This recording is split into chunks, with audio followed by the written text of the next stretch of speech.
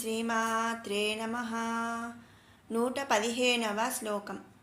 నిత్యతృప్తా భక్తనిధి నియంత్రీ నిఖిలేశ్వరీ మైత్ర్యాదివాసనాలభ్యా మహాప్రళయ సాక్షిణి. నిత్యతృప్త. తృప్త అంటే సంతృప్తి. నిత్య నిత్యము. నిత్యము సంతృప్తి కలది అని ఈ నామం యొక్క అర్థం అన్నమాట. అంటే సర్వకాల సర్వావస్థల అందు కూడా ఎటువంటి వాటి అందు వ్యామోహము కానీ కోరికలు కానీ ఇష్టము కానీ లేనటువంటిది అని మనం చెప్పుకోవచ్చు. ఎటువంటి వాటి అందు కూడా ఆ తల్లికి ప్రేమ ఆపేక్ష వ్యామోహం లేకపోవుటయే పరమాత్మ లక్షణము. అది ఆనందమయ స్వరూప గుణము. దేవి పరమాత్మ స్వరూపురాలు కనుకనే ఎల్లప్పుడూ తృప్తిని కలిగి ఉంటుంది. మరి అంతే కదండి, మనము అంటే మనిషిలో ఉన్నాము. ప్రతి మనిషికి కూడా ఏదో ఒక కోరిక ఇష్టం అలాగే ఏదో ఒక దాని పట్ల వ్యామోహం అనేవి ఉంటాయి. మరి మన కోరిక తీరినప్పుడు మనం సంతృప్తిగా ఉండం కదా. అలాగే మనకి ఇష్టమైనది మిస్ అయినప్పుడు కానీ అంటే పోయినప్పుడు లేదా ఒక ఇష్టమైన మనిషి చనిపోయినప్పుడు కానీ ఇలా ప్రతిదీ కూడా అంటే మనం వ్యామోహము కోరిక ఇష్టం అనే వాటి మధ్యలో మనం ఉండిపోతున్నాము. అలా వాటి అందు ఆ లక్షణాలు ఉన్నప్పుడు ఏంటంటే వాళ్ళు ఏదో ఒక విధంగా బాధ అనేది ఉంటుంది. మరి ఆనందమయ స్వరూపము ఆ గుణము లేదు కాబట్టి మనం బాధపడుతూ ఉంటాము. మనకి మోక్షం అనేది కలగదు. కానీ ఆ తల్లి వీటన్నిటినీ కూడా రహితురాలు అంటే విసర్జించింది, వదిలేసింది అని మనం చెప్పుకోవచ్చు. జయించింది అని కూడా మనం చెప్పుకోవచ్చు. అలా దేవి పరమాత్మ స్వరూపురాలు కనుకనే ఎల్లప్పుడూ కూడా తృప్తిని కలిగి ఉంటుందని ఈ నామంలో మనం వివరించుకుంటున్నాము. కాబట్టి ఆ తల్లిని మనం నిత్య తృప్త అని స్తుతించుకుంటున్నాము. తర్వాత నామం భక్త నిధి. నిధి అంటే నిధి. భక్త భక్తుల తనను ఆశ్రయించిన భక్తుల కోరికలను తీర్చు నిధి వంటిది అని ఈ నామంలో మనం చెప్పుకుంటున్నాము. తన భక్తులకు దేవి కొంగు బంగారమై కోరిన కోరికలు తీరుస్తుంది అని మనం ఇంతకుముందు నామాల్లో కూడా చెప్పుకున్నాము. ఎంతమంది భక్తులకు ఎన్ని కోరికలు తీర్చినా కూడా ఆ నిధి కరగదని ఇక్కడ అర్థం అన్నమాట. అందుకనే ఆ తల్లిని భక్త నిధి అని మనం స్తుతించుకుంటున్నాము. తర్వాత నామం నియంత్రి. నియంత్రి అంటే నియంత్రించున్నది. ఈ సకల జగత్తునందు దేనినైనా సరే అదుపు చేయగల శక్తి ఆ జగన్మాతకు మాత్రమే ఉన్నది. ఆ జగన్మాతకు మాత్రమే ఆ నియంత్రించగల శక్తి అనేది సాధ్యమవుతుంది.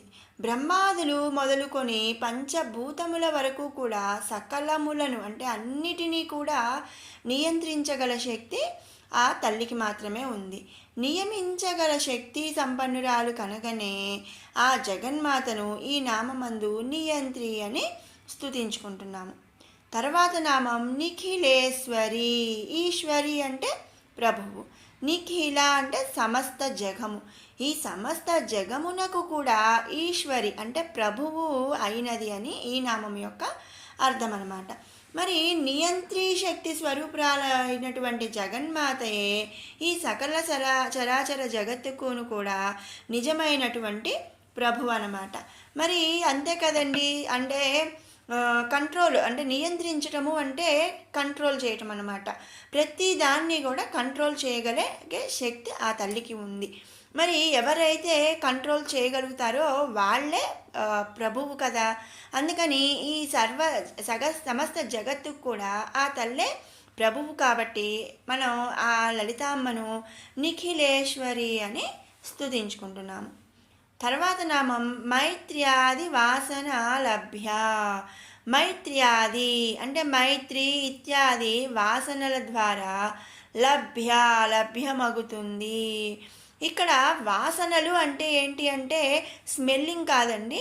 త్రికరణ శుద్ధిగా సాధనములకు 4 ధర్మములు అవి ఏంటి అంటే 1 మైత్రి స్నేహం, 2 కరుణ జాలి, 3 ఉపేక్ష అంటే నిరీక్షణ, 4 ముదిత అంటే సంతోషం. ఈ 4 ధర్మాలు కూడా మనం వాసనలు అంటామన్నమాట. ఇలా మైత్రి ఇత్యాది వాసనలు అంటే స్నేహము ఇంకా మొదలగు వేరే వాసనలు అంటే ఈ 4 ధర్మాలను కూడా మనం ఆచరిస్తే ఆ తల్లి అనేది లభ్యమవుతుందని ఇక్కడ అర్థం అన్నమాట. స్నేహం అంటే సజ్జనులతో మైత్రిని సాగించాలి. సజ్జనులు అంటే మంచి వాళ్ళతో మనం స్నేహం సాగించాలి. రెండోది కరుణ అంటే ఆర్తుల యందు కరుణ చూపాలి. అంటే ఆర్తులు అంటే మనకన్నా అంటే తక్కువగా ఉన్నవాళ్ళు, అంటే ఏమైనా ఇప్పుడు మనం ఒక పని చేయగలుగుతాం, ఆ పని చేయలేని వాళ్ళు, లేదా అనారోగ్యంగా ఉండేవాళ్ళు, లేదా ఏదైనా హ్యాండిక్యాప్డ్ ఇట్లా ఎవరైనా కానివ్వండి, అలాంటి వాళ్ళని ఆర్తులు అంటారనమాట. అలాంటి ఆర్తుల ఎడల కరుణ చూపాలి. మూడోది ఉపేక్ష. ఉపేక్ష అంటే నిరీక్షించటం. దుర్జనుల పట్ల ఉపేక్షను వహించాలి. అంటే మనల్ని ఎవరైనా కొట్టారనుకోండి, వెంటనే మనం తిరిగి వాళ్ళని కొట్టకుండా వాళ్ళ మన టైం కోసం వాళ్ళు నిరీక్షించాలన్నమాట, ఎదురు చూడాలి. ఇక నాలుగోది ముదిత సంతోషం. పుణ్యాత్ములు అనగా ఆత్మ యొక్క మూలమును తెలుసుకున్న వారిని సంతోషముతో సేవించుట వలన కూడా దేవి యొక్క సాక్షాత్కారమును పొందవచ్చని ఈ నామంలో మనం చెప్పుకుంటున్నాం. ఈ 4లో అంటే ఈ 4 కనుక మనం పాటించగలిగితే, అంటే ఈ 4ని కనుక మనం ఎట్లా అంటే మనం మన దైనందిక జీవితంలో ఈ 4 పాటించాలన్నమాట. స్నేహభావం కలిగి ఉండాలి, జాలి కలిగి ఉండాలి, నిరీక్షణ అంటే వెయిట్ చేయటము అనేది మనకి ఉండాలి, అలాగే సంతోషం కూడా ఉండాలన్నమాట. ఈ 4 ఉన్నప్పుడే ఆ దేవి మనకు సాక్షాత్కారం ప్రసాదిస్తుంది. కాబట్టి ఆ తల్లిని మనం మైత్ర్యాది వాసనాలభ్య అని స్తుతించుకుంటున్నాము. ఇక తర్వాత నామం మహాప్రళయ సాక్షిని. సాక్షిని అంటే సాక్ష్యము. మహాప్రళయ అంటే మహాప్రళయ కాలమందు ఆ తల్లి సాక్షిగా ఉంటుందని మనం ఇంతకు ముందు నామాల్లో కూడా చెప్పుకున్నాము. ప్రతి యుగాంతమునందు ఒక మహాప్రళయము ఏర్పడుతుంది. ఈ ప్రళయమునందు ఈ జగత్తునందు కల సమస్త జీవరాశి కూడా శంకరుడిలో లయమైపోతుంది అన్నమాట. బ్రహ్మాది మొదలగు దేవతలందరూ కూడా ఈ మహాప్రళయమందు శివునిలో లయమవుతారు. సమస్త జీవరాశిని తనలో లయం చేసుకున్న పరమశివుడు ఆనంద తాండవం చేస్తాడు. ఆ సమయమందు 4 చేతులనందు పాశము, అంకుశము, ధనుస్సు, పూలబాణములను ధరించిన శ్రీదేవి శంకరుని యొక్క నాట్యమును తిలకిస్తుంది. ఇది మనం ఇంతకు ముందు నామంలో కూడా మనం ఒకసారి చెప్పుకున్నామండి. మొత్తం మహాప్రళయ టైంలో పరమశివుడు ఆనంద తాండవం చేసేటప్పుడు ఒక లలితాంబ శ్రీదేవి మాత్రమే సాక్ష్యంగా ఉంటుంది అని మనం ఇంతకుముందు కూడా చెప్పుకున్నాం కదా. మరి మహాప్రళయ కాలమందు సమస్త సృష్టిని తనలో లయం చేసుకునే శంకరుడు అది ముగిసిన తర్వాత అతని నాట్యమును తిలకించు దేవి మాత్రమే ప్రళయం ముగిసిన తర్వాత మిగిలి ఉంటుంది. కనుక ఆ దేవిని మహాప్రళయ కాలమునకు సాక్షి అని మనం చెప్పుకుంటాము. కాబట్టి అలా మహాప్రళయ కాలమునకు సాక్షిగా ఉంటుంది కాబట్టి ఆ తల్లిని మహాప్రళయ సాక్షిని అని స్తుతించుకుంటున్నాము. 116వ శ్లోకం. పరాశక్తి పరానిష్టా ప్రజ్ఞానఘన రూపిణి మాధ్వీపానాలసామత్త మాతృకావర్ణరూపిణి. పరాశక్తి, దీన్నే పరాశక్తి నమః అని మనం చెప్పుకోవచ్చు. పరాశక్తి అంటే ఇంతకుముందు చెప్పుకున్నాం కదా, మిక్కిలి గొప్ప శక్తి స్వరూపురాలు, అత్యున్నతమైనటువంటిది. కాబట్టి ఈ సమస్త జగత్తునందు అత్యంత శక్తివంతురాలు దేవియే. సకల ప్రాణికోటి అందు కూడా అంతర్యామిగా ఉన్నటువంటి శక్తి స్వరూపిణి అనమాట. అంటే మనం ఆత్మ అనేది ఎవరికి కనిపించదు కదా, అంతర్యామిగా అంటే కనిపించకుండా ఉన్నటువంటి శక్తి అన్నమాట. కనుక పరాశక్తి అని మనం ఇక్కడ గ్రహించుకోవచ్చు. కాబట్టి ఆ తల్లిని మనం పరాశక్తి అని స్తుతించుకుంటున్నాము. తర్వాత నామం పరానిష్ట. పరానిష్టాయై నమః. సకల కర్మలు నశించిన తరువాత కూడా జ్ఞానము చేత నిండి ఉండు స్థితినే పరానిష్ట అని చెప్పుకుంటారు. దేవి కర్మరహితురాలు, పాప పుణ్యములకు అతీతురాలు కనుక దేవి పరానిష్ట స్వరూపురాలు అని మనం ఇక్కడ గ్రహించవచ్చు. కాబట్టి ఆ తల్లిని మనం పరానిష్ట అని స్తుతించుకుంటున్నాము. తర్వాత నామం ప్రజ్ఞాన ఘనరూపిణి. ప్రజ్ఞాన అంటే జ్ఞానము, ఘనీభవించు, రూపిణి స్వరూపురాలు. జ్ఞానము ఘనీభవించు స్వరూపురాలు అని ఈ నామం యొక్క అర్థం అన్నమాట. అంటే మాయ ఏ మాత్రం కూడా ఆ తల్లికి అంటదు. జ్ఞానముతో పొంగునటువంటి రూపమును కలిగినటువంటి అజ్ఞానరహితురాలు. అజ్ఞానరహితురాలంటే ఆ తల్లికి అజ్ఞానం అనేది అసలు అంటదనమాట. అంటే అజ్ఞానం అనేది వదిలేసింది, అజ్ఞానాన్ని జయించింది అని ఇలా మనం చెప్పుకోవచ్చు. పరమాత్మ స్వరూపము నిత్యము జ్ఞానముతో నిండి ఉంటుంది. కేవలము జ్ఞానము మాత్రమే నిండినటువంటి స్వరూపురాలు కనుకనే ప్రజ్ఞాన ఘనరూపిణి అని ఆ దేవిని మనం స్తుతించుకుంటున్నాము. తర్వాత నామం మాధ్వీపానాలస. మాధ్వీపానాలస. పాన అంటే పానీయము, లస అంటే సేవించటం. మాధ్వీపానాలస అంటే ద్రాక్షతో చేసిన మత్తుగొలుపు పానీయము సేవించుటనే పారవస్యమును పొందినది అని ఈ నామం యొక్క అర్థం అన్నమాట. ద్రాక్షతో చేసిన పానీయమును సేవించుట చేత దేవి దాని ప్రభావము చేత పారవస్యమును పొంది ఉన్నది అని ఈ నామందు చెప్పబడుతున్నది. అలా ద్రాక్షతో చేసిన పానీయమును సేవించి తల్లి ఆ ప్రభావము చేత పారవస్యమును పొంది ఉన్నది కాబట్టి మనం ఆ తల్లిని మాధ్వీపానాలస అని స్తుతించుకుంటున్నాము. తర్వాత నామం మత్త. మత్త అంటే మదించి ఉన్నట్టిది. అహం బ్రహ్మాస్మి అంటే నేనే బ్రహ్మను అనే భావన చేత దేవి మదించిన దాని వలె ఉన్నదనమాట. ఇక్కడ వాప్తిమయి అయినటువంటి దేవి యందు అహం అనే భావన కంటే సర్వమందు కల శక్తి స్వరూపురాలైన దేవికి అహం అలంకారంగా మనం భావించాలి.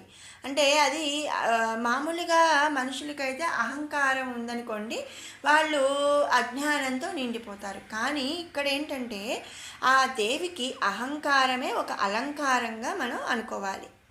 లేదంటే ద్రాక్షతో చేసిన మద్య పానీయము చేత మదించిన దాని వలె కనిపించుచున్నది అని కూడా ఇంకో విధంగా మనం ఇక్కడ అనుకోవచ్చు. కాబట్టి ఆ తల్లిని మత్త అని స్తుతించుకుంటున్నాము. తర్వాత నామం మాతృకా వర్ణరూపిణి. వర్ణరూపిణి అంటే వర్ణముల రూపముగా కలిగి ఉంది. మాతృక అంటే మాతృకలు. మాతృకల యొక్క వర్ణములు అంటే రంగులు రూపముగా కలిగినది అని ఈ నామం యొక్క అర్థం అన్నమాట. లేదంటే ఇంకొక విధంగా ఏం చెప్పుకోవచ్చు అంటే మాతృకా వర్ణములు కలిగి ఉన్న స్వరూపురాలని కూడా చెప్పుకోవచ్చు. మాతృకా వర్ణములు అంటే ఏంటంటే వర్ణమాలందు కల అహ మినహా కల 50 అక్షరములు. ఈ అక్షరములకు వివిధ రంగులు కలవని శాస్త్రము. అకారాది అచ్చులకు పొగవంటి రంగు, అల్లులకు నిండు ఎరుపు రంగు, ఇలా 50 వర్ణములకు వివిధ రంగులు కలిగి ఉన్నవి అని మనకి చెప్తారు. ఆ వర్ణములన్నింటికీ కల రంగులు స్వరూపముగా కలిగి ఉన్నటువంటిది అని ఈ నామం యొక్క అర్థము. మాతృకా వర్ణములను సృష్టించినటువంటి స్వరూపురాలని కూడా మనం చెప్పుకోవచ్చు. మరి అంతే కదండి, ఈ సకల జగత్తును కూడా సృష్టించింది ఆ తల్లి. మరి అలాంటప్పుడు మాతృకా వర్ణములను కూడా సృష్టించింది ఆ స్వరూపురాలే కాబట్టి ఆ తల్లిని మనం మాతృకా వర్ణరూపిణి అని మనం స్తుతించుకుంటున్నాం. విన్నారు కదండి 115, 116 శ్లోకాల అర్థాలు. ఇప్పుడు 113 నుంచి 116 వరకు కూడా 2 సార్లు పారాయణ చేసుకుందాం. ఓం ధ్యానం అరుణాం కరుణాతరంగితాక్షీం धृतपाशाङ्कुशपुष्पबाणचापाम् अणिमाधिभिरावृतां मयूकैः अहमित्येव विभावये भवानीम्। ध्यायेत् पद्मासनस्थां विकसितवदनां पद्मपत्रायताक्षीं हेमाभां पीतवस्त्रां करकलितलसद्धेमपद्मां वराङ्गीं सर्वालङ्कारयुक्तां सकलमभयदां भक्तनम्रां भवानीं श्रीविद्यां शान्तमूर्तिं सकलसुरनुतां सर्वसम्पत्प्रदात्रीं सकुङ्कुमविलेपनामलिकचुम्बिकस्तूरिकां समन्दहसितेक्षणां ससरचापपाशाङ्कुशाम् अशेषजनमोहिनी मरुणमाल्यभूषोज्ज्वलां जपाकुसुमबासुरां जपविधौ स्मरेदम्बिकाम्। अग्रगण्या चिन्त्यरूपा कलिकल्मषनाशिनी कात्यायनी कालहन्त्री कमलाक्षनिषेविता ताम्बूलपूरितमुखी दाडिमी कुसुमप्रभा मृगाक्षी मोहिनी मुख्या मृडानी मित्ररूपिणी नित्यतृप्ता भक्तनिधिः नियन्त्री निखिलेश्वरी मैत्र्यादिवासनालभ्या महाप्रलयसाक्षिणी पराशक्तिः परानिष्ठा प्रज्ञानघनरूपिणी माध्वीपानालसामत्ता మాతృకావర్ణరూపిణి। మరొక మారు పారాయణ చేసుకుందాము. అగ్రగణ్యా చింత్యరూపా కలికల్మషనాశిని కాత్యాయని కాళహంత్రి కమలాక్షనిషేవితా ताम्बूलपूरितमुखी दाडिमी कुसुमप्रभा मृगाक्षी मोहिनी मुख्या मृडानी मित्ररूपिणी नित्यतृप्ता भक्तनिधिः नियन्त्री निखिलेश्वरी मैत्र्यादिवासनालभ्या महाप्रलयसाक्षिणी पराशक्तिः परानिष्ठा प्रज्ञानघनरूपिणी माध्वीपानालसामत्ता मातृकावर्णरूपिणी। ॐ श्रीमात्रे नमः।